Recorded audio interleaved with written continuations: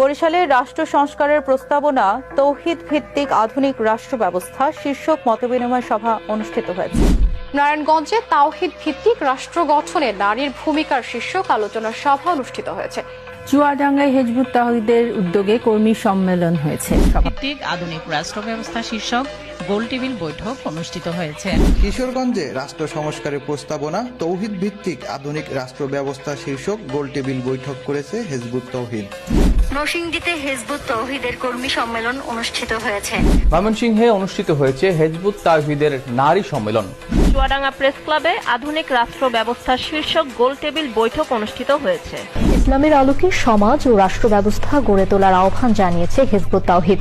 আপনারা যদি রাষ্ট্র পরিচালনার ক্ষেত্রে আল্লাহর সফরেন্টি বাদ দিয়ে মানুষের সফরেন্টি গ্রহণ করে নেন, তবে শান্তি আসবে না। আমাদের প্রথম প্রস্তাব, দেশের আইন কানুন বিধি বিধানের মূল ভিত্তি হবে আল্লাহর বিধান।